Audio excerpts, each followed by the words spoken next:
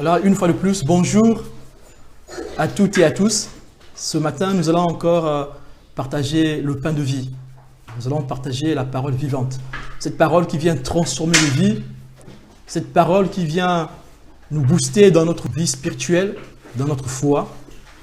Et nous prions ce matin que ce message puisse encore toucher nos cœurs. Ce message vienne encore éclairer nos esprits, afin que l'esprit de vie vienne encore prendre forme en nous, et que si il y avait des choses qui n'étaient pas en cohésion avec cette parole que nous allons écouter ce matin, que nous prenions conscience de pouvoir nous mettre en ordre, nous ranger sur le bon chemin, sur la vérité qui est la parole de Dieu. Ce matin, nous allons nous appuyer sur la parole de Dieu pour étayer tout ce que nous aurons à dire. Alléluia. Le thème de ce matin, c'est le vrai et le faux parler en langue ou la glossolalie. Donc, le parler en langue est aussi appelé glossolalie. Quel est le vrai parler en langue? Quel est le faux parler en langue? Ce thème est très important par le fait qu'il y a eu vraiment une confusion autour de ce sujet dans les églises. Certaines églises ont interdit le parler en langue parce qu'ils avaient peur du faux. Parce que le faux s'était immiscé dans l'église et ces églises ont interdit le parler en langue. D'autres églises, parce qu'ils sont lancés dans un mouvement de pentecôtisme effréné, ils ont commencé à contrefaire le parler en langue, ils ont commencé à contrefaire les dons de Dieu pour pouvoir manifester, pour pouvoir montrer la présence de Dieu, la présence de l'esprit de Pentecôte dans ces églises. Et le faux s'en est mêlé et ça a entraîné la peur, mais aussi la fausseté, la corruption du don de Dieu. Et la question que nous nous posons ce matin, c'est que, est-ce que c'est parce qu'il y a eu confusion, est-ce que c'est parce que le faux est rentré dans l'église que nous devons absoudre, que nous devons annuler ces dons, nous ne devons plus les pratiquer? Mais si nous repartons dans les Écritures, ce sujet a été déjà discuté par Paul. À l'époque de Paul, le parler en langue a déjà causé des discordes. Les gens ont commencé à utiliser le parler en langue à leur guise. Et Paul, qu'est-ce qu'il a fait en tant qu'apôtre de Dieu, en tant qu'oint de l'Esprit? Paul est venu mettre de l'ordre dans l'Église. Et aujourd'hui, l'Esprit de Paul agit encore dans l'Église. L'Esprit apostolique agit encore dans l'Église. C'est l'Esprit apostolique parce que l'Église est assise sur le fondement des apôtres. Et parce que l'Église est assise sur le fondement des apôtres, ce matin encore, l'Esprit de Paul va agir. Cet Esprit qui l'a animé, qui l'a conduit dans la vérité, qui l'a conduit à dénuder les œuvres de l'ennemi, va encore agir ce matin. Alors, est-ce que c'est parce que le faux est rentré dans l'Église que nous devons mépriser le don du Seigneur? Alléluia.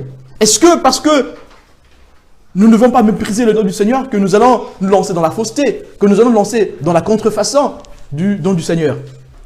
Est-ce que nous allons contrefaire les dons du Seigneur pour manifester l'esprit de Pentecôte dans nos églises? Ce matin, le Seigneur nous dit non. Ce matin, le Seigneur, l'Esprit qui agit en Paul, veut encore que ce matin, nous puissions suivre les recommandations de l'Église.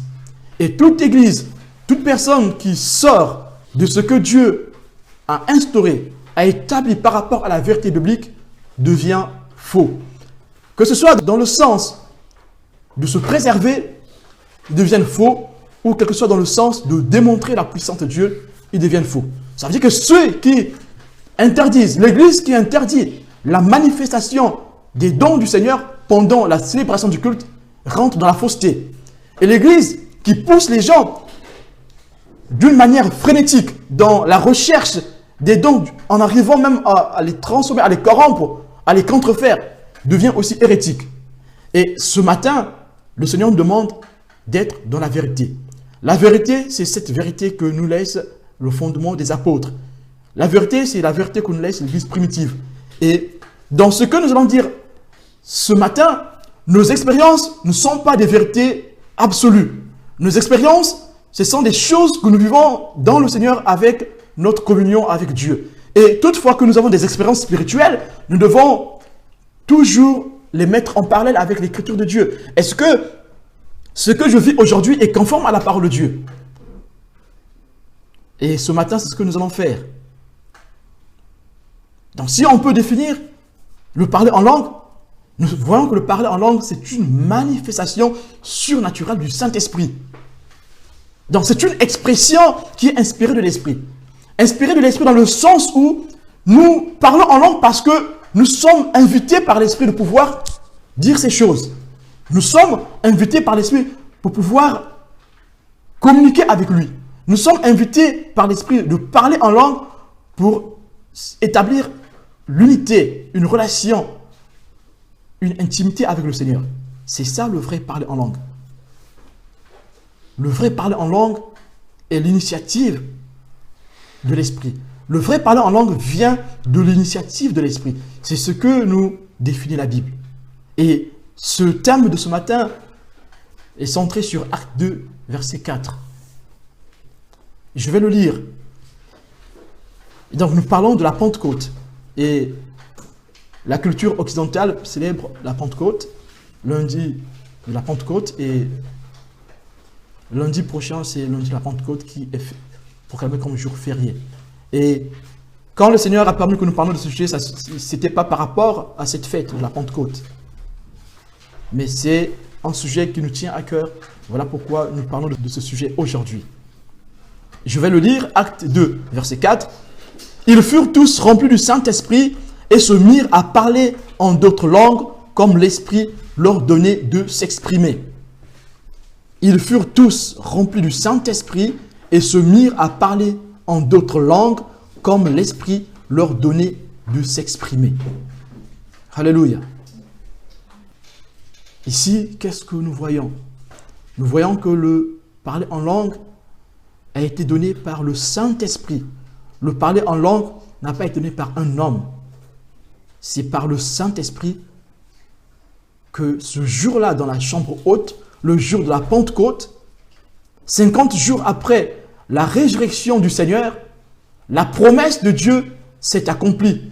Cette promesse que le Christ fait dans Jean 15, il dit « Je m'en vais ». Dans Jean 15 et Jean 14, il dit « Je m'en vais, je ne vous laisserai pas orphelins. Je vous enverrai le Consolateur. »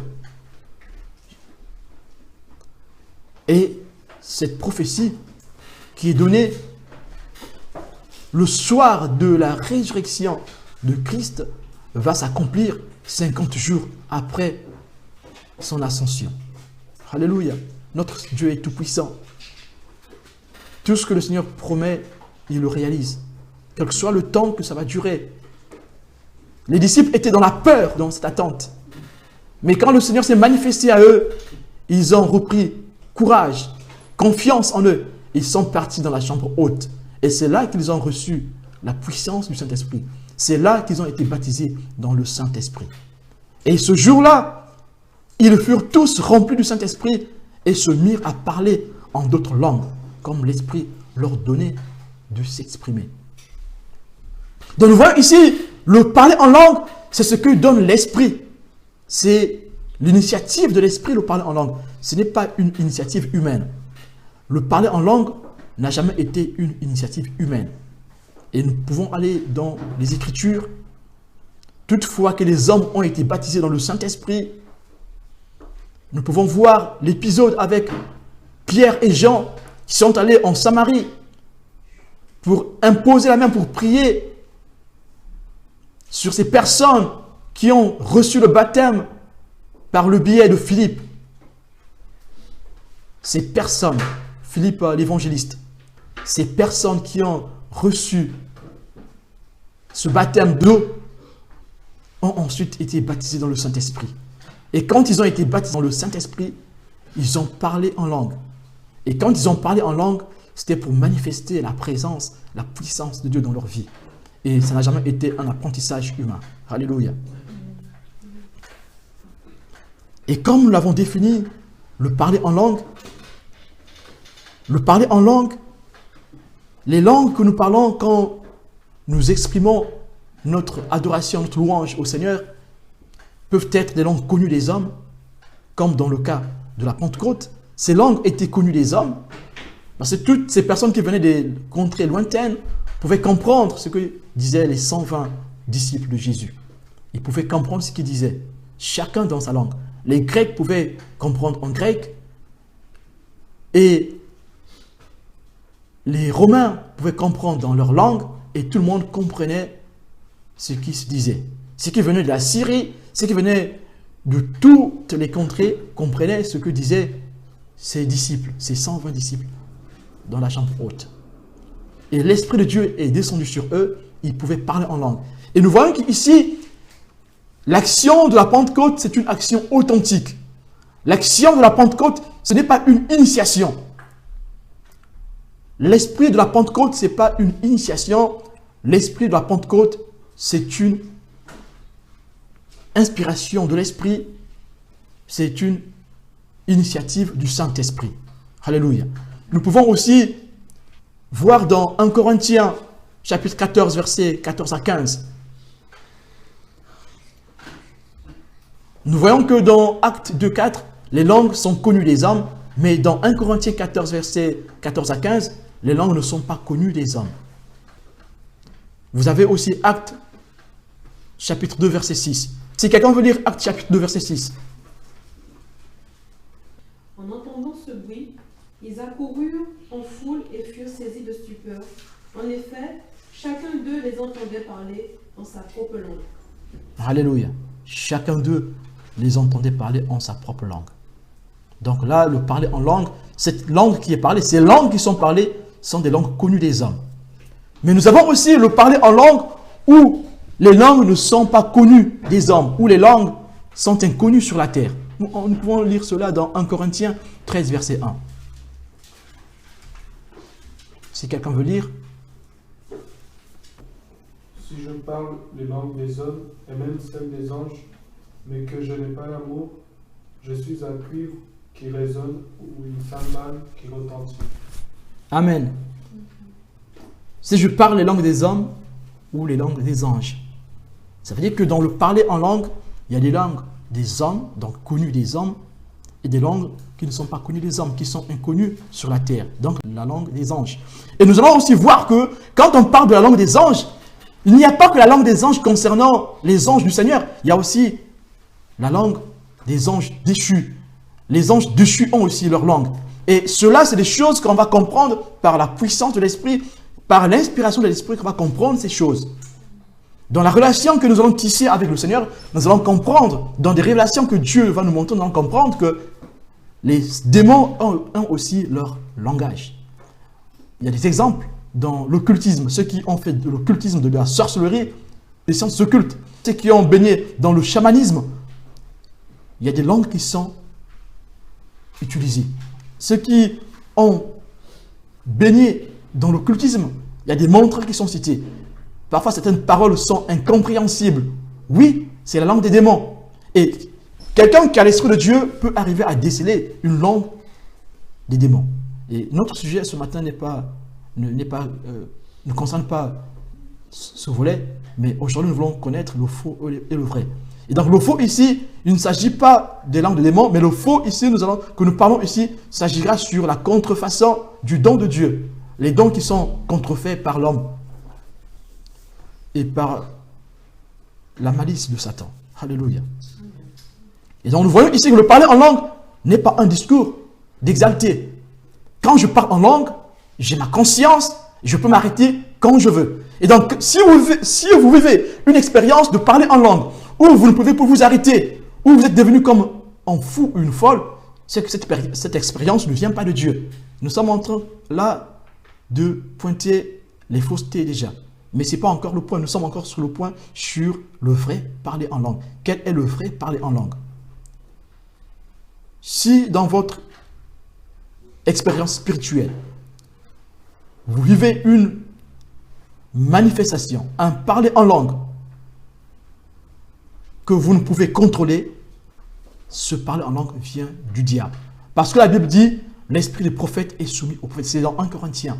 L'esprit du prophète est soumis au prophète. Parce que l'esprit du prophète est soumis au prophète, quand je parle en langue, je peux m'arrêter quand je veux. Et on va voir plus tard dans 1 Corinthiens, chapitre 12 et chapitre 14, quand Paul parle de l'ordre dans l'église concernant les dons de Dieu, il dit qu'une seule personne parle en langue. Si un commence, l'autre doit s'arrêter. Qu'une seule personne prophétise et que les autres entendent. Et celui qui parle en langue dans l'église, pour qu'il y ait interprétation, pour que le don puisse avoir un sens.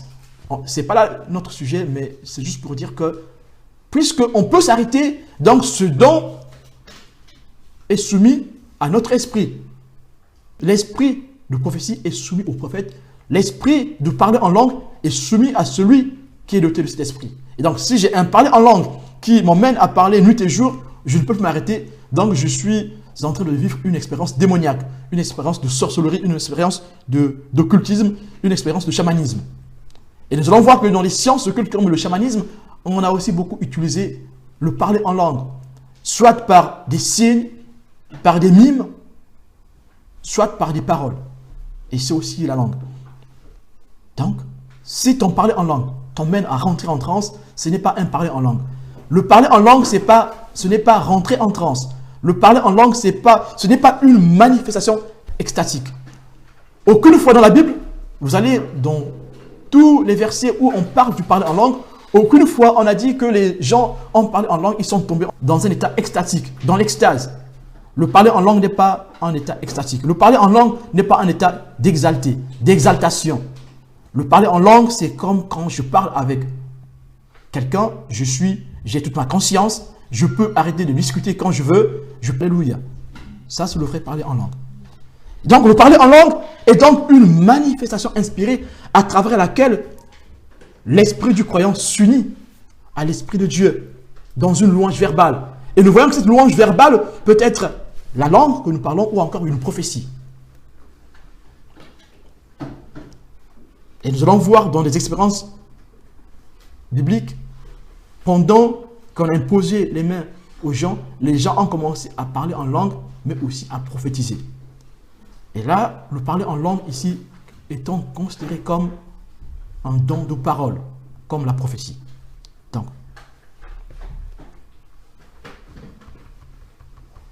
et donc, c'est quoi le vrai parler en langue?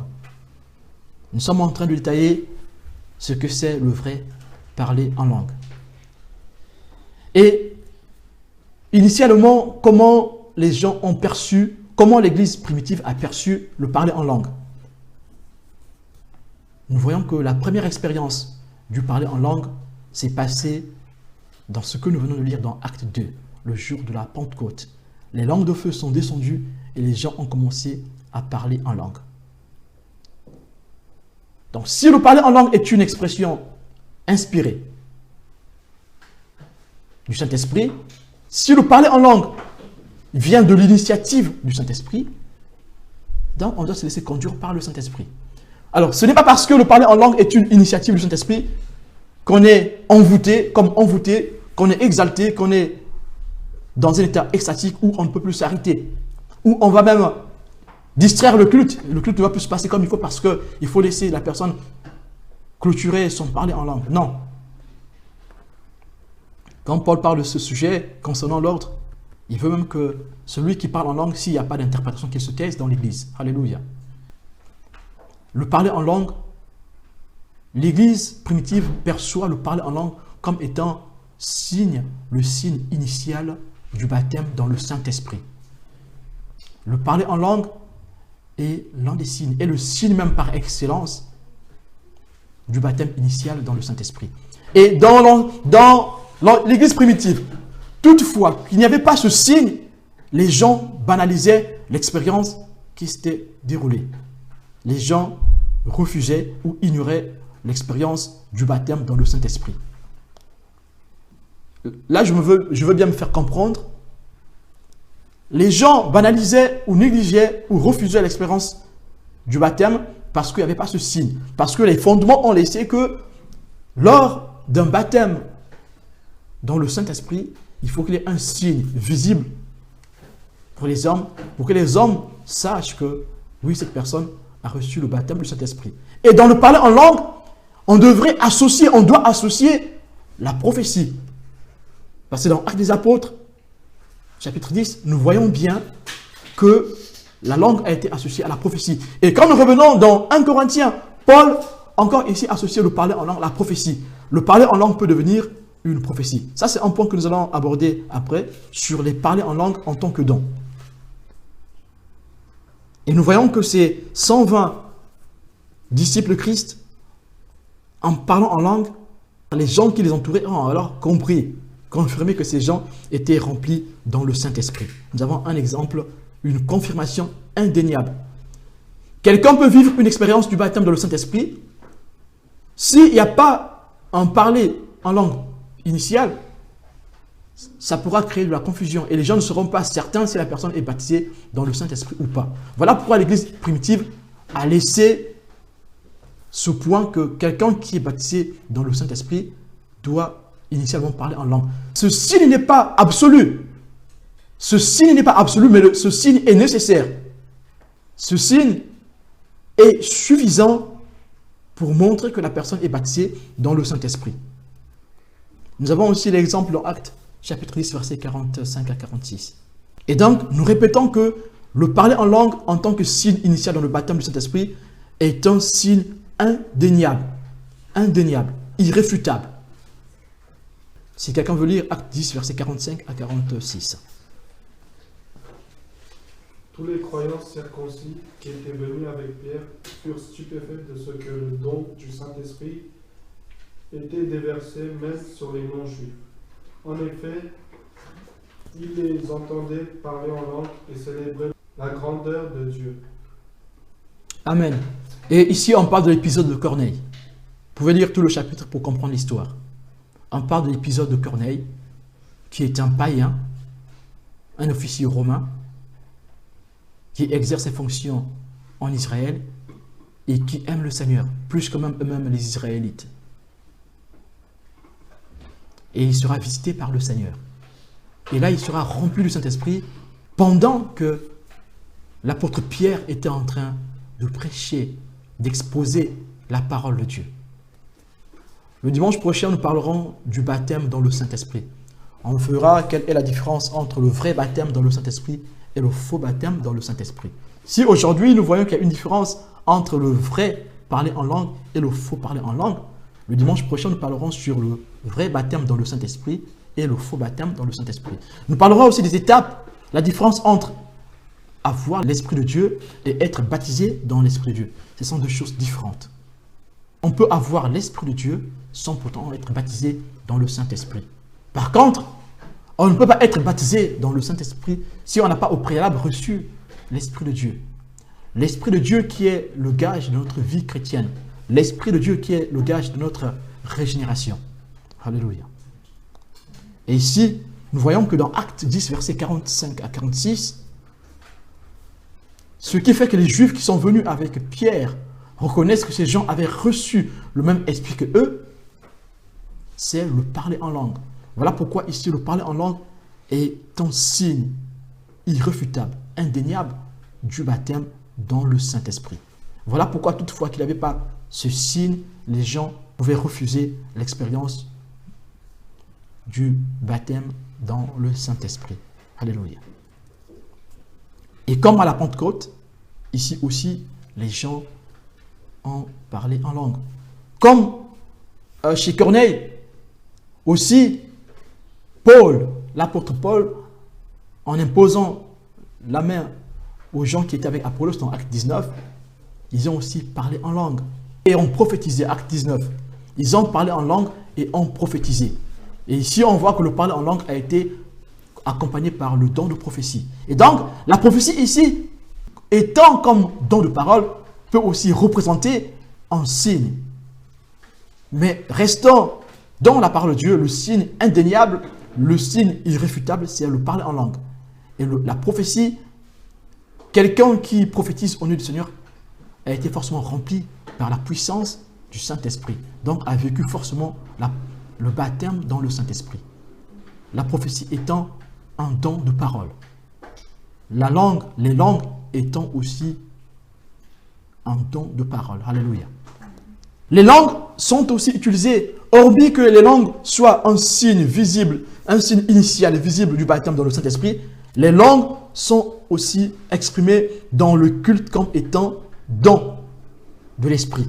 Et donc, le Seigneur peut utiliser le don de langue pour pouvoir donner un message à l'Église. Et c'est dans ce cadre que Paul demande à ceux qui sont remplis du Saint-Esprit, ceux qui parlent en langue, de demander au Seigneur le don de l'interprétation. Ou encore, il faut qu'il y ait à l'église les gens qui savent interpréter les langues. Et donc, il y aura une personne qui aura le don de langue et l'autre aura le don d'interprétation. Et ici, on va plus parler des langues des anges. Sinon, si on interprète une langue qu'on connaît, ce n'est pas un don que nous avons. Si je sais interpréter l'anglais, ce n'est pas un don que j'ai. Je suis peut-être juste polyglotte, je parle plusieurs langues, mais ce n'est pas un don que j'ai. Et souvent, les gens ont confondu, quand Paul disait que je parle dans plusieurs langues, les gens ont confondu cela que Paul était polyglotte. Oui, Paul était un intellectuel, il était polyglotte. Mais quand Paul parle de sa communion dans le Seigneur, dans les langues, il s'agit des langues des anges, des langues venant des cieux. C'est des langues qui ne parlent pas. Donc, si je sais parler l'allemand et que je commence à prier en allemand, ce n'est pas une expérience spirituelle que je suis en train de vivre. Je prie juste en allemand parce que je sais parler l'allemand. Et si pendant que je prie en allemand, si initialement je ne sais pas parler l'allemand et que je prie en allemand et que quelqu'un interprète la langue que je parle, et si cette personne connaît l'allemand, ce n'est pas un don qu'il a. Il connaît juste l'allemand, voilà pourquoi il peut interpréter. Un jour, on était à l'église, c'est un témoignage que je me permets de vous donner. D'habitude, on ne fait pas des témoignages quand on parle de Dieu, mais c'est important que je le signale. Un jour, on était à l'église, j'étais juste devant, et derrière moi, il y avait une dame. Cette dame n'est pas d'origine française. Cette dame parle à peine la langue française. Et donc, j'étais juste devant. On était en train de prier. On était dans une atmosphère de l'esprit. Et j'écoutais derrière moi cette dame en train de parler un français académique. Je n'ai jamais entendu quelqu'un parler français comme ça. Hein. C'était un français académique. Mais je sais que cette dame qui est derrière moi n'est pas d'origine française. Cette dame est d'origine étrangère. Cette dame parle à peine le français. Et son français, c'est un français qu'elle bricole. Mais j'entendais un français incroyable. Quand plus elle priait, plus j'étais animé par l'esprit. Et je pouvais comprendre tout ce qu'elle disait en français. Et à la fin du culte, et je me suis même retourné, j'ai bien vu, oui, c'est bien elle qui est en train de prier comme ça en français. Un français académique. Et on rentre à la maison, je demande à mon épouse, je dis, mais elle parle bien comme ça, le français, cette dame. C'est pas possible, cette soeur parle bien comme ça, le français, là, mais j'ai entendu un français qu'elle parle, mais un français académique, c'est pas possible. Ça ne peut pas être vrai. Et si son mari ne parle pas bien le français, donc c'est pas la dame qui va bien parler, parce qu'au moins le mari... Mais c'est pas possible. Oui, mais tu parles de qui? Je dis, mais c'est la soeur qui était, je dirais, non. Non, elle n'a pas parlé en français, elle était en train de prier en langue. Je dis, non, tu n'as pas compris. Elle parlait en français, mais un français soutenu. Un français d'un docteur. Je dis, non, non, elle parle en langue. Là, on voit une interprétation. Et Dieu, dans sa puissance, même si dans ce cas, ce n'est pas un don, je n'ai pas le don d'interpréter les langues, mais Dieu, dans sa puissance, parce qu'on était dans une atmosphère de puissance, de la présence de Dieu, Dieu a permis que j'entende ce que disait cette sœur. Et c'était des bénédictions qu'elle était en train de prononcer. Bon, elle ne le sait pas. Elle ne savait pas qu'elle disait des bénédictions. Hein? C'est des mots qu'elle ne comprenait pas. Voilà pourquoi nous devons faire attention sur le parler en langue. Parce que dans le parler en langue, on peut maudire comme on peut bénir. C'est la parole de Dieu qui le dit. On va bien insister dessus quand nous serons sur le point du faux parler en langue. Et nous voyons qu'on peut arriver à interpréter une langue quand il y a une expérience initiale de l'esprit. Le vrai parler en langue. Quand on parle en langue, au départ, il faut qu'il y ait une effusion initiale de l'esprit. Alors, si, bien que j'ai le Saint-Esprit, bien que je sois dans le baptême de l'esprit, mais toutefois que je vais parler en langue, il faut que je sois initialement rempli de l'esprit. Il faut que je vive initialement l'inspiration de l'esprit. Il faut que je vive initialement l'effusion renouvelée de l'esprit. Et là, mon parler en langue sera authentique. Ici, le parler en langue, dans 1 Corinthiens 12, versets 4 à 10, si quelqu'un veut lire, le parler en langue est considéré comme étant un don. Un don qui peut être utilisé pour l'édification de l'Église, pour l'édification du peuple de Dieu. Il y a diverses sortes de dons spirituels, mais c'est le même esprit qui les accorde. Il y a diverses façons de servir, mais c'est le même Seigneur que l'on sert. Il y a diverses activités, mais c'est le même Dieu qui les produit, toutes en tous. Et chacun, l'Esprit Saint se manifeste par don pour le bien de tous. L'Esprit donne à l'un de parler selon la sagesse, et à un autre le même Esprit donne de parler selon la connaissance. Ce seul et même Esprit donne à l'un une foi exceptionnelle et à un autre le pouvoir de guérir les malades. L'Esprit accorde à l'un de pouvoir accomplir des miracles, à un autre le don de transmettre des messages reçus de Dieu, à un autre encore la capacité de distinguer les faux esprits du véritable esprit. À l'un, il donne la possibilité de parler en des langues inconnues et à un autre la possibilité d'interpréter ces langues. Amen. Donc nous voyons ici, le don de langue ici est donné dans l'optique de l'édification de l'Église, où le don de langue est parlé dans l'Église pour pouvoir édifier l'Église et il faut qu'il y ait quelqu'un pour interpréter. Soit la personne qui parle en langue a le don d'interprétation ou dans l'Église, quelqu'un a le don de l'interprétation. Et nous allons voir un peu, on va juste voir un tout petit peu comment on peut discerner une interprétation. Vous allez voir que la plupart des cas, quand le don, parfois ceux qui interprètent ne savent pas qu'ils ont le don d'interprétation. Il peut arriver que quelqu'un vienne de prier en langue.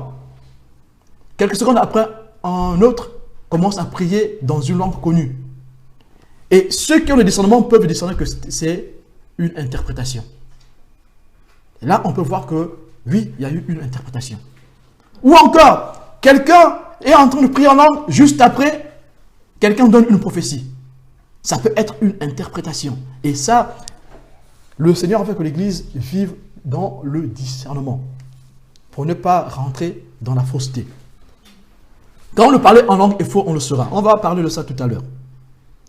Et nous voyons qu'ici, lors des cultes, des célébrations, des cultes, oui, ces dons doivent se manifester. Ces dons doivent se manifester pour l'édification du peuple de Dieu. Alors, si les dons ne se manifestent pas dans une église, ça veut dire que nous sommes presque une association, une simple association. Donc, l'association des ressortissants de Boulogne-sur-Mer, l'association des ressortissants de Saint-Étienne, l'association des ressortissants de Libreville, ainsi de suite. En fait, une église sans Dieu. Une église qui ne vit pas les dons, c'est une église sans Dieu. Et une église sans Dieu devient juste une simple association. Mais sauf que nous ne sommes pas une association. Ce qui nous distingue des associations, c'est que nous vivons la puissance du Saint-Esprit. Et dans un culte, les dons doivent se manifester. Mais ce n'est pas parce que les dons doivent se manifester que nous devons les fabriquer pour montrer que finalement notre culte a été puissant. Et ce n'est pas parce que le don ne s'est pas manifesté que notre culte n'a pas été puissant.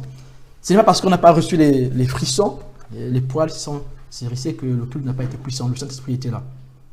Mais l'Église doit rechercher les manifestations du Saint-Esprit. Cette recherche est une recherche qui est saine, pas une recherche corrompue ou contrefaite. Alléluia. Si quelqu'un veut lire 1 Corinthiens 14, versets 5 à 6. Et vous pouvez aussi noter 1 Corinthiens 14, versets 13 à 17. Je désire que vous parliez tous en langue, mais encore plus que vous prophétisiez. Celui qui prophétise est plus grand que celui qui parle en langue, à moins que ce dernier n'interprète pour que l'Église en reçoive de l'édification. Amen. Donc, langue en tant que don pour l'édification de l'Église. Nous avons aussi langue en tant que don pour rentrer dans l'intimité du Seigneur. Langue en tant que don pour s'unir dans l'adoration, dans une louange verbale avec l'Esprit de Dieu. Nous pouvons le lire dans 1 Corinthiens 14, verset 4. Ça veut dire que lors de notre culte personnel, nous devons rechercher ce don pour pouvoir rentrer en communion avec le Saint-Esprit et pour pouvoir faire des prières qui sont sûres d'être exaucées. Quand le Saint-Esprit prie à notre place, forcément, l'Esprit de Dieu qui sonde les profondeurs, c'est dire à Dieu ce que Dieu veut entendre. Alléluia. Donc si nous voulons que notre prière soit exaucée, il y a des moments où le Saint-Esprit nous remplit. On est emmené à prier en langue pour qu'il n'y ait pas erreur ou encore pour que notre prière soit bien adressée. Parce que le moment on prie, on ne reçoit pas parce que parfois on prie mal.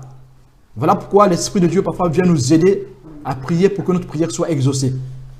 Et toutefois que le Saint-Esprit prie, forcément cette prière sera exaucée, puisqu'ils sont des profondeurs de Dieu. Alléluia.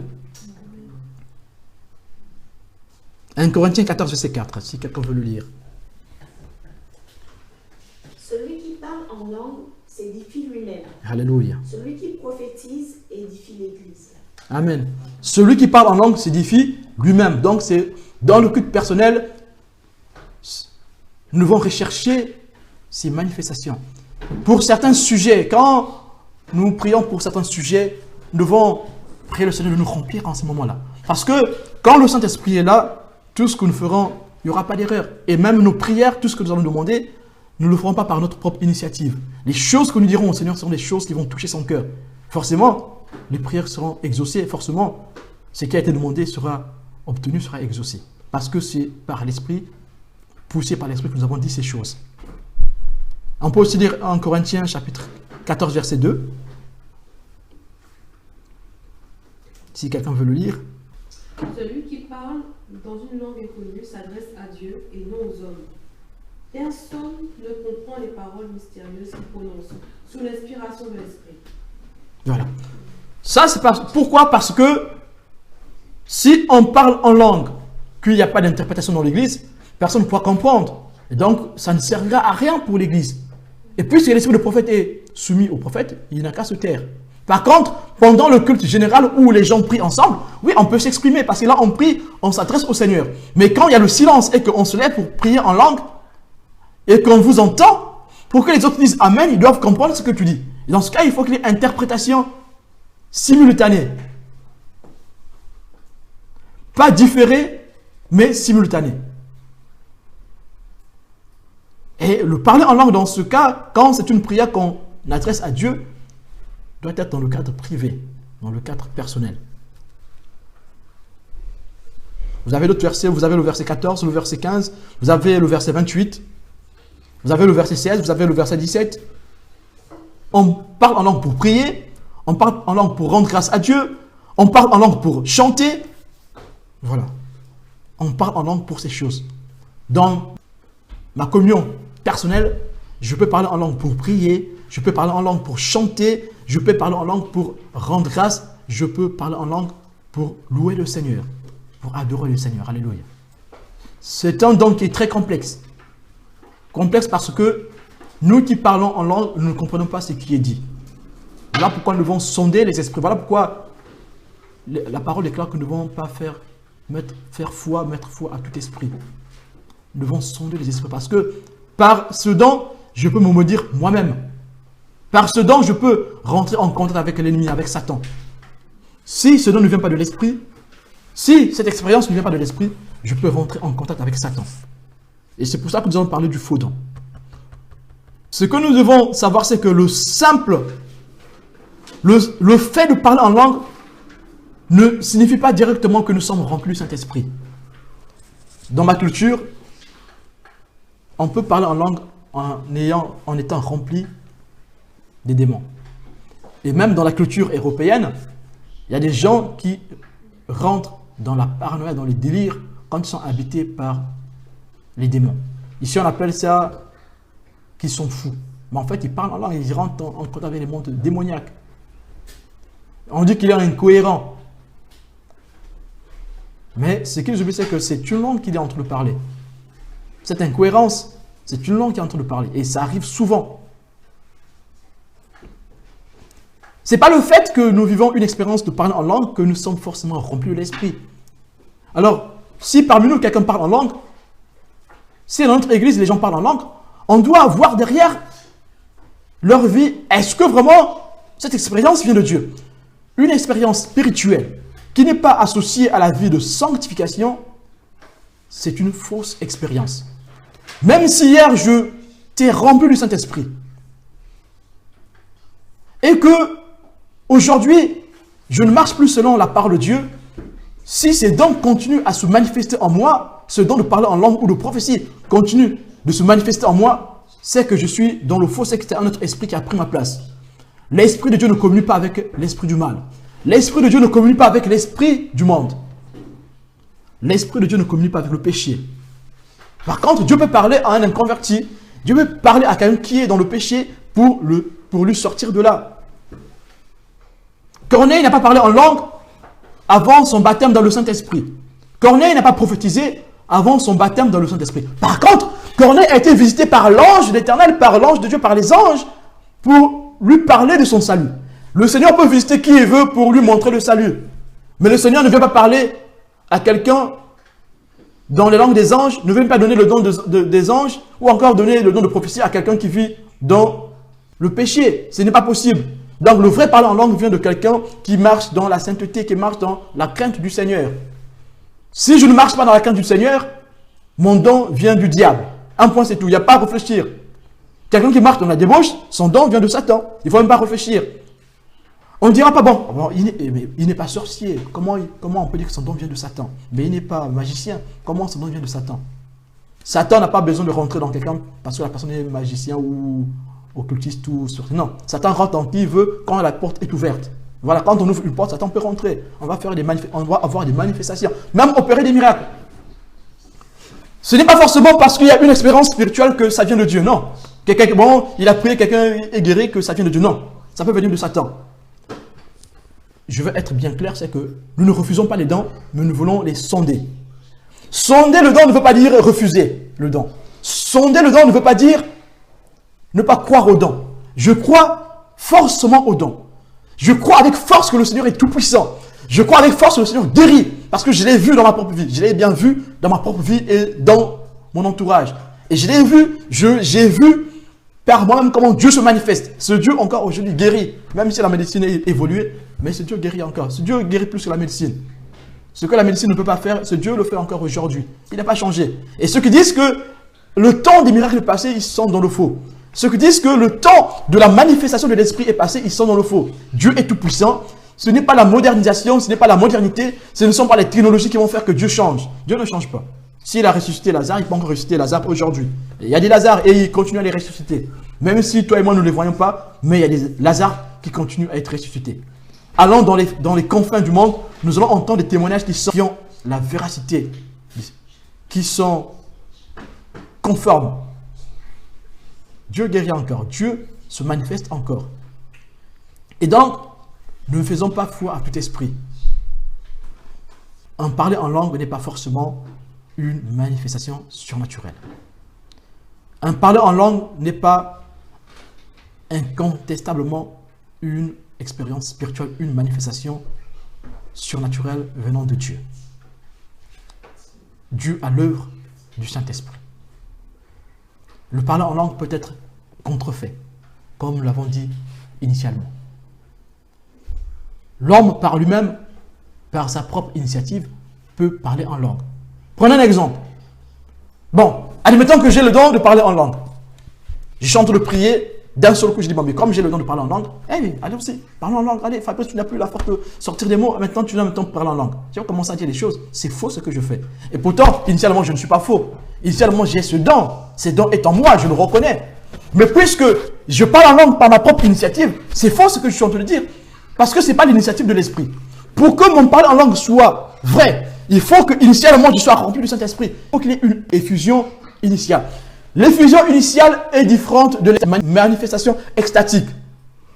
L'effusion initiale du Saint-Esprit est différente de cette manifestation d'exaltation. Non.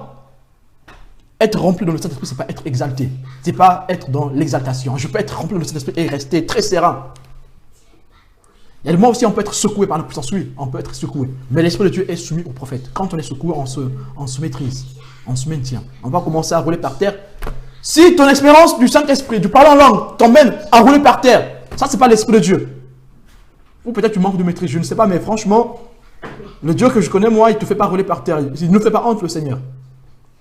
Sauf si c'est pour le glorifier. Alléluia. Donc, le vrai parler en langue vient de l'initiative de l'Esprit. Quand je parle en langue, parce que si mon parler en langue vient de ma propre initiative, mon parler en langue est faux. Ah, c'est faux. Hein? Même si demain, même si après quelques minutes, l'Esprit va me remplir pour refaire le vrai parler en langue, mais franchement, quand je répète mes propres mots, c'est faux. Quand je commence à dire bélé bélé, c'est faux. Je suis dans le faux. Ça ne sert à rien d'aller très loin. Je suis dans le faux. Ce n'est pas parce que je suis en train de prêcher la parole de Dieu que je suis forcément obligé de prier en langue. Oui, par contre, je peux, pendant que je prêche la parole de Dieu, je peux être rempli par l'Esprit de Dieu et arrêter la prédication et commencer à prier en langue. Mais il faut qu'il y ait un sens dans ce que je fais. Dans tout ce que Dieu fait, il y a un sens. Notre Dieu, ce n'est pas un Dieu de désordre. Il y a un sens. Alors, quel est le sens qu'il y aura dans ce que je veux faire? Là, je parle et puis arrivé, je m'arrête, je commence à prier en langue. Vous avez compris ce que j'ai dit? Non. Peut-être que je vous ai insulté ou je vous ai maudit. Oui. J'ai connu un frère, quand il venait prier dans l'église, il partait d'abord boire de l'alcool. Je suis désolé de le dire, mais c'est des choses qui se passent dans l'église. Il partait boire de l'alcool, et quand il venait à l'église, il appelait ça la diarrhée spirituelle. Et là, je leur ai fait la diarrhée spirituelle. Oui. Mais quand les gens du commun entendent ça, ils rigolent. Et quand il partait dire ça aux autres, les gens riaient. Mais sauf que ce qu'il faisait, c'était vraiment la diarrhée spirituelle, parce que il était tombé, au lieu de laisser l'œuvre de Dieu aller, au lieu de laisser ceux qui sont encore debout de travailler, mais il était carrément dans le faux. Et quand il venait à l'église, il prenait le micro, il commençait à parler en langue. Et il faisait comme ça, il faisait comme ça. Et il était content d'expliquer aux païens, car il était devenu païen, mais qui continuait à exercer dans l'église. Ah, je leur fais une diarrhée spirituelle. Fiakata, piakata, c'est comme ça qu'il parle en langue. Fiakata, piakata, je leur ai fait une diarrhée spirituelle. Ça arrive encore. Voilà pourquoi l'église doit vivre le discernement dans les dons, pour savoir est-ce que le don vient de l'esprit. Donc sonder les Écritures, voir la vie des personnes qui parlent en langue. Est-ce que leur vie est conforme à la parole de Dieu? Quand une vie n'est pas conforme à la parole de Dieu, on ne peut pas parler en langue. Si je suis un déclencheur des câbles, quelqu'un qui s'énerve n'importe comment l'Esprit de Dieu va me remplir pour parler en langue? Non, je suis désolé, il faut que cette vie soit changée pour qu'on parle en langue. Parler en langue, c'est être en contact avec le Saint-Esprit. Il faut qu'on mène une vie de sanctification, une vie de sainteté. Et ici, dans ce cas que je vous ai cité, ce frère venait maudire le peuple de Dieu. Et voilà pourquoi on va rire, il y a des problèmes, les gens sont toujours dépressifs, il y a des gens qui sont toujours malades, toujours il y a des problèmes, les enfants tombent toujours malades dans l'église, il y a des choses qui se passent dans l'église et des couples qui ne sont pas unis, parce que parfois on a laissé l'ennemi prendre la place dans l'église. Et nous devons être prudents. Être prudent ne veut pas dire qu'on doit refuser les dons, non, c'est pas ça. Être prudent, c'est quand il y a un don, il faut discerner ce don. La prudence, ce n'est pas le doute, ce n'est pas l'incrédulité. Et donc, nous ne devons pas refuser les dons dans l'église. Nous ne devons pas refuser que les gens expriment les dons dans l'église. Si tu as un don de Dieu, exprime-le. C'est à l'église de discerner si c'est un vrai ou un faux don. Exprime ton don s'il y a un don. Après, si on a des doutes, on va aller voir les anciens, on expose le problème et pour que les anciens prient et demandent à Dieu si vraiment les choses sont normales. Et donc, ce que nous avons dit, pour qu'un parler en langue soit valide, dans tous les cas, partout où vous irez, pour qu'un parler en langue soit valide, il faut que ce parler en langue vienne de l'initiative du Saint-Esprit. Il faut que ce parler en langue obéisse à Acte 2, verset 4. Si un parler en langue n'obéit pas à Acte 2, verset 4, ce parler en langue est faux. Le parler en langue, c'est un résultat spontané de l'effusion initiale de l'Esprit. Je répète, résultat spontané de l'effusion initiale de l'Esprit. Le parler en langue, c'est un résultat spontané de l'effusion initiale de l'Esprit. Résultat spontané de l'effusion initiale de l'Esprit, c'est ça le parler en langue. Ce n'est pas parce que je parle en langue qu'à tout bout du champ, je dois se dire non, non, c'est faux. Ce que je fais, c'est faux. C'est du cinéma, c'est du spectacle. Notre Dieu n'est pas dans le spectacle. Notre Dieu est dans la vérité. Alléluia. Et nous serons tout de suite les hypocrites dans ce sens. Et le Saint-Esprit nous avertit de façon explicite que durant les derniers temps, l'hypocrisie, les signes et les prodiges émanant de la puissance satanique va envahir l'Église. Vous pouvez lire ça dans 1 Timothée, chapitre 4, versets 1 et 2. Le faux va envahir l'Église. Si le faux va envahir l'Église, mais il va aussi se déguiser pour utiliser les dons du Seigneur. Il va se déguiser. Sa malice fait qu'il se déguise pour copier, pour contrefaire les dons du Seigneur, pour faire du spectacle. Vous avez les références 1 Timothée 4, versets 1 à 12, Matthieu 7, versets 22 à 23, 2 Thessaloniciens, chapitre 2, verset 9. 2 Thessaloniciens 2, verset 9. Il y aura des ouvriers trompeurs, des faux docteurs, des faux Christ qui viendront pour séduire l'Église au travers des miracles, au travers des prodiges, au travers des manifestations des dons. Ceux qui donnent des coups de pied dans les ventres des gens pour les délivrer. Incroyable. Est-ce que le Seigneur a besoin de donner un coup de pied dans le ventre pour que la personne soit guérie? Non, c'est la parole de Dieu qui est puissante. C'est eux qui marchent sur les gens pour que ces gens soient guéris. Ils mettent les gens, ils étalent les gens, ils commencent à marcher dessus. Ils font des personnes leur marche-pied pour que ces personnes soient guéries. Ça, c'est la fausseté. Certains mettent les gens nus. Ces hommes qui sont pervers mettent les femmes nues pour les délivrer. C'est des pervers. Ce n'est pas des vrais hommes de Dieu. Et ces gens-là, Paul les a condamnés. Et les signes mensongers sont aujourd'hui dans l'Église. L'Église doit être prudente pour ne pas se laisser avoir par l'ennemi. Et la Bible dit, si c'était même possible que les élus soient séduits, ils seraient séduits. Heureusement, gloire à Dieu, les vrais élus, les élus de Dieu ne seront pas séduits par ces signes, ni par ces miracles, ni par ces dons, ni par ces manifestations mensongères. Alors, pour pouvoir discerner si notre parler en langue est véritable, à savoir s'il vient véritablement de l'Esprit, nous devons rechercher les résultats du baptême dans le Saint-Esprit, qui sont exposés dans la Bible. Voilà pourquoi, la semaine prochaine, le dimanche prochain, nous allons parler du véritable baptême dans le Saint-Esprit. Toute expérience spirituelle qui n'est pas précédée par une vie de consécration, une vie de sanctification, vient de l'ennemi. Et le faux parler en langue, vous allez le rencontrer partout. Chez nous, dans ma culture, les gens parlent en langue de plusieurs façons. Certains en parlent en langue verbale, d'autres en parlent en langue scripturale. Ils écrivent. Ils peuvent passer toute une nuit en train d'écrire, toute une journée, tout un mois. Et ces gens sont convaincus qu'ils parlent en langue. Et cela se vit dans les églises protestantes chez nous. Les gens ont des cahiers comme ça où ils écrivent en langue. Alors, est-ce que cette expérience est spirituelle? Non, dans la Bible, aucune fois on a parlé de l'écriture spirituelle. Du charabia, ils écrivent du charabia. Ça, c'est un faux parler en langue. Certains peuvent passer toute une nuit en train de parler en langue. Ils ne peuvent plus se maîtriser. Quand tu ne peux pas te maîtriser dans un don spirituel, c'est que ce don-là ne vient pas de Dieu. Si c'est un don qui vient de Dieu, il faut que tu te maîtrises. Parce que le don de prophétie est soumis au prophète. Le don de parler en langue est soumis à celui qui l'a. Donc, si tu parles en langue et que tu n'arrives pas à t'arrêter, c'est que tu as un sérieux problème. Ça ne vient pas de Dieu. Prie le Seigneur pour que cet esprit sorte de toi. On peut parler en langue par notre propre initiative. C'est un faux parler en langue. Mais aussi, on peut aussi parler en langue par l'initiative des démons. Les démons peuvent nous inciter à parler en langue. Parce que nous sommes rentrés en contact avec Satan. Oui, les paroles incohérentes peuvent sortir de nos bouches. Pas par nous-mêmes, mais par le biais de l'ennemi, parce que nous avons ouvert une porte. Je peux prophétiser par un esprit démoniaque si je ne suis plus en Christ. En croyant toujours que c'est Christ qui prophétise en moi, mais non, c'est maintenant un esprit qui prophétise en moi. Et donc je suis dans le faux. Je peux au préalable avoir l'esprit de Dieu, être rempli du Saint-Esprit, mais si je fais le don par ma propre initiative, par exemple, on vient me voir, que non Fabrice, prophétise-moi parce que j'ai tel problème, prophétise-moi. Si je commence à dire des choses par moi-même, je suis faux.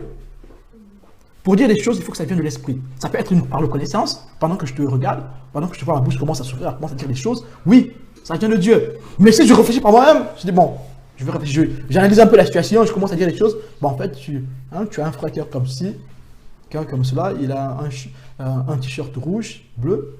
Je commence à imaginer, et là je fais des calculs. Le don, ce n'est pas un calcul, ce n'est pas aléatoire, ce n'est pas des choses qu'on calcule.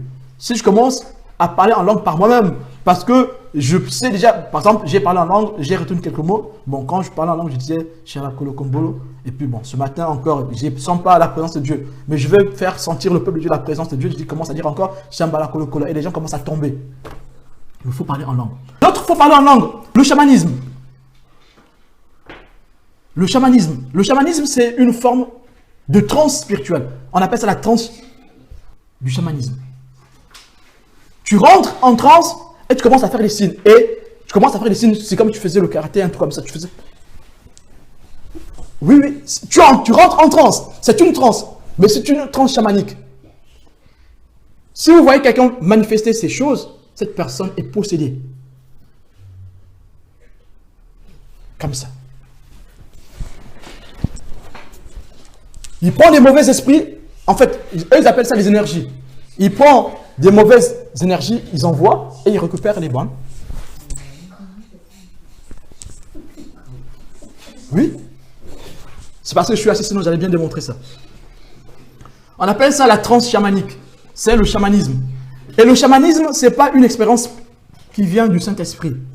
Une fois quelqu'un est rentré en transe chamanique, donc du chamanisme, et d'un seul coup, les gens qui étaient autour de cette personne sont rentrés dans le même esprit.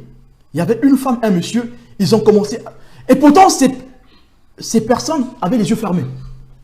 Mais ils ont commencé à faire exactement comme ce dernier. Voilà pourquoi l'église doit faire très attention. Tu es rentré pour à l'église tranquillement. Tu étais tranquille, zen. Tu rentres à la maison avec les démons. Incroyable. Tu es venu chercher Dieu, mais tu rentres à la maison avec d'autres dieux. Le Dieu que tu es venu chercher, tu ne l'as pas trouvé. Tu es allé trouver un autre Dieu qui va commencer à te détruire ta vie. Et pourtant, tu étais tranquille, tu n'avais pas de problème avec ton mari, tu étais tranquille avec tes enfants. Mais, parce que l'église manque de discernement, l'esprit du monde est rentré dans l'église. Et on rentre en transe, la transe chamanique, du chamanisme, dans l'église. Ça aussi, c'est un faux parler en langue. Tu vas commencer à entendre les voix des oiseaux. Tu es faux. Pour quel but Dieu va te faire entendre la voix des oiseaux? Il faut qu'il y ait un but précis. Pour Balaam, Balaam a entendu la voix de l'animal parce que Balaam était têtu. Oui, là il y a un problème. Pourquoi Dieu te fait entendre les voix des oiseaux? Dis-moi. Il faut qu'il y ait un but. Quand Dieu opère un miracle, il y a un but. Entendre les voix des oiseaux, c'est un miracle. Il faut qu'il y ait un but derrière. C'est quoi le but de mon expérience spirituelle? Pourquoi je tombe en extase? Il faut qu'il y ait un but précis. Et on commence à voir dans la parole de Dieu s'il n'y a pas un but dans nos expériences. Ces expériences sont fausses. En rentrant dans ma chambre, quand j'ai vu Dieu se manifester, quand j'ai vu cette lumière me frapper, quand Dieu a parlé à voix vive, c'était pour opérer des miracles dans ma famille. C'était parce que Dieu voulait transformer les cœurs, toucher les cœurs dans ma famille. Et cela est arrivé parce que Dieu avait un but. Alors si je rentre dans ma chambre et que Dieu se manifeste puissamment, s'il n'y a rien qui se suit, cette expérience vient de Satan. Il faut faire attention. Il faut fuir même. Je vais m'arrêter par là, je pense. Que Dieu nous bénisse ce matin. Que Dieu encore nous donne de l'intelligence pour ne pas se laisser tromper. Et toutefois que je vis un don, toutefois que je vis une expérience spirituelle, je vais toujours, là je reparle un peu de ce que je peux vivre dans ma vie personnelle, toutefois que j'ai une expérience spirituelle, je repars au pied de la croix et je soumets cette chose, Seigneur, est-ce que ça vient de toi? Quand j'ai un doute, je dis, Seigneur, est-ce que ça vient de toi? Seigneur, si ça ne vient pas de toi, que ça s'arrête. Parce que ça, c'est tellement fort. Je dis, Seigneur, si ça ne vient pas de toi, que ça s'arrête. Je ne veux pas rentrer dans le faux. Parce que la chair peut aussi corrompre les choses qui viennent de Dieu. Notre esprit, et surtout quand on n'est pas très vigilant, voilà pourquoi la Bible demande d'être très vigilant. Quand on n'est pas très vigilant, on peut se laisser facilement corrompre. Et vous verrez que les gens, quand commencent avec l'Esprit de Dieu, se sont un jour retrouvés dans le faux. Parce qu'ils n'ont pas été vigilants, ils se sont relâchés un tout petit peu. Dans notre vie spirituelle, ne nous relâchons pas. Soyons vigilants. Quand j'ai une expérience spirituelle, quand j'ai un don, je dois tout le temps ramener ce don devant le Seigneur, devant la croix.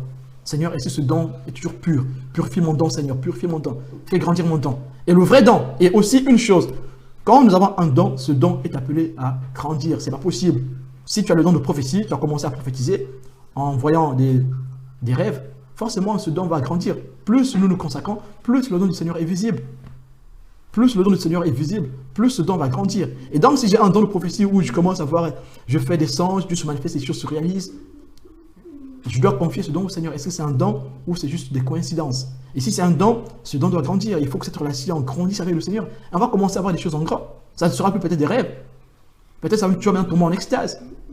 Tu seras anesthésié pour recevoir des messages de la part de Dieu. On appelle ça tomber en extase. Pierre est tombé en extase. Ou peut-être que ça ne sera plus tomber en extase. Peut-être que Dieu va te parler en face.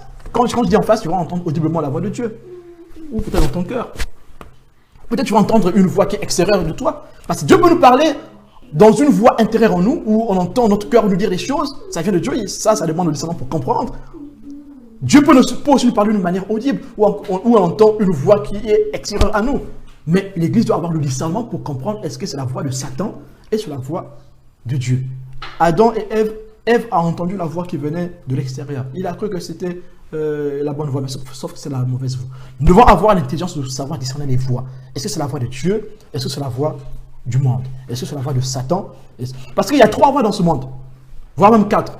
Il y a la voix de Dieu, il y a la voix de Satan et des démons, il y a la voix du monde, et il y a aussi notre voix, notre propre voix, c'est-à-dire notre chair. Parce qu'on n'est pas encore débarrassé de cette enveloppe. Notre chair peut aussi nous parler. Notre chair peut se corrompre ce qu'il y a en nous. Le monde peut corrompre ce qu'il y a en nous, notre chair peut corrompre ce qu'il y a en nous, et Satan et ses démons peuvent aussi corrompre ce qu'il y a en nous. Par la tentation, par exemple. Dieu, gloire soit rendue à Dieu, il vient renouveler ce qu'il y a en nous, ce qui a été corrompu. Nous allons bénir le Seigneur, alléluia.